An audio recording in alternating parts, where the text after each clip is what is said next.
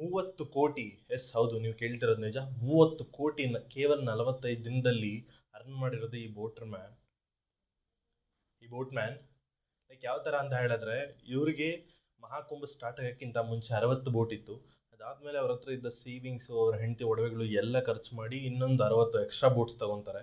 Total ಇವ್ರ ಹತ್ರ 130 boat ಇರುತ್ತೆ. ಕೇವಲ 45 ದಿನದಲ್ಲಿ ಆ 130 ಬೋಟಿಂದ ಆಲ್ಮೋಸ್ಟ್ 30 ಕೋಟಿ ದುಡ್ಡನ್ನು ದುಡಿತಾರೆ. ಹಂಗಂದ್ರೆ ಲೈಕ್ ಪರ್ ಡೇಗೆ ಬಂದು ಒಂದು ಬೋಟಿಂದ 52,000 ಸಮಥಿಂಗ್ ಚೇಂಜ್ ಏನೋ, 52,000 ಒಂದು ಬೋಟಿಂದ ಒಂದು ಪರ್ ಡೇಗೆ ಅರ್ನ್ ಮಾಡಿರೋದು.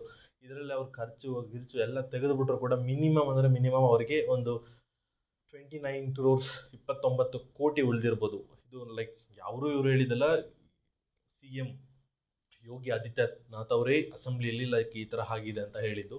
ಬಟ್ ಈ ಬೋಟ್ ಮ್ಯಾನ್ ಅಷ್ಟು ಒಳ್ಳೆಯವನು ಅಂತ ಹೇಳಿದ್ರೆ ಸೀರಿಯಸ್ ಆಗುವಲ್ಲ. ಬಿಕಾಸ್ ಅವನ ಮೇಲೆ ತುಂಬ ಕೇಸಸ್ ಇದೆ. Like attempt to murder case ಇದೆ, 1-2 some rape kind of cases ಇದೆ.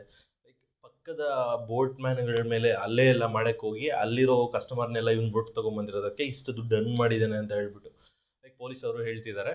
ಬಟ್ ಅವನ ಮೇಲೆ FIR ಕೂಡ ಬುಕ್ ಆಗಿದೆ ಆಲ್ರೆಡಿ. ತುಂಬ FIRs ಕೂಡ ಇದೆ, ಅಟೆಂಪ್ಟ್ ಟು ಮರ್ಡರ್ ಕೇಸ್ ಇದೆ. ಇಷ್ಟೆಲ್ಲ ಆದರೂ ಬಟ್ ಏನೇ ಆಗಲಿ 130 ಬೋಟಿಂದ 45 ದಿನದಲ್ಲಿ 30 ಕೋಟಿ ಏನು ಗುರು. ಒಬ್ಬ IT ಎಂಪ್ಲಾಯಿನ ಕಂಪ್ಲೀಟ್ ಅವನೊಂದು 2 ಜನ್ಮದ ಸ್ಯಾಲ್ರಿ ಅದು, 2 ಜನ್ಮದ salary. Moral of the stories, ನೀನು ಕೆಲಸ ಮಾಡೋದಕ್ಕಿಂತ ಬಿಸ್ನೆಸ್ ಮಾಡಿದ್ರೆ ಒಳ್ಳೆ ದುಡ್ಡು ಇರುತ್ತೆ ಅಂತ ಹೇಳ್ತಾ ವಿಡಿಯೋನೆಲ್ಲ ಮುಗಿಸೋಣ. Thank you so much.